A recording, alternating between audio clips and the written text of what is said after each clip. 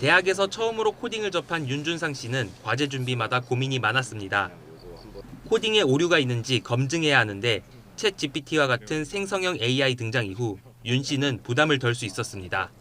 이제 챗 GPT가 그 코드에서 조금 아쉬운 부분이라든지 오류가 날 만한 부분 아니면 조금 더 효율적으로 쓸 수 있는 부분들을 이렇게 추천을 해주는 느낌으로.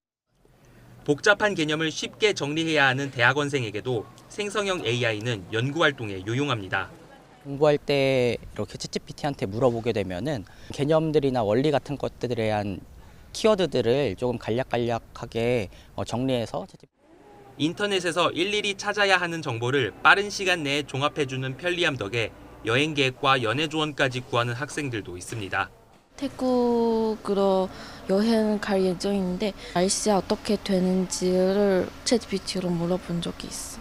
그 사람의 MBTI를 챗GPT에서 입력하고 그 MBTI 병의 사람들을 어떻게 친해지고. 지난해 생성형 AI 서비스 본격 등장 이후 학생들 반응은 대체로 긍정적입니다. 지난 1학기 한 대학 교양 수업에서 생성형 AI를 활용한 학생 286명을 설문한 결과 도움이 만족스럽다고 답변한 비율은 절반이 넘고 불만족스럽다는 반응은 10명 중 1명에 불과했습니다. 하지만 생성형 AI가 주는 정보를 너무 믿어서는 안 된다는 우려도 여전합니다. 겉보기에는 그럴듯하지만 자세히 살펴보면 틀린 결과를 내놓는 할루시네이션 현상 때문입니다. 동학농민운동에 대한 보고서를 작성하기 위해 챗GPT를 이용해 보겠습니다.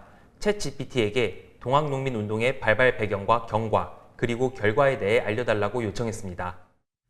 두 차례에 걸쳐 물어봤는데 챗GPT는 일어난 연도와 중심이 된 인물, 배경에서 틀린 결과를 제공한 것으로 나타났습니다.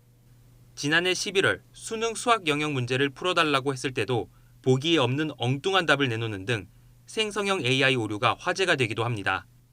하지만 결과를 의심하는 학생들은 많지 않습니다.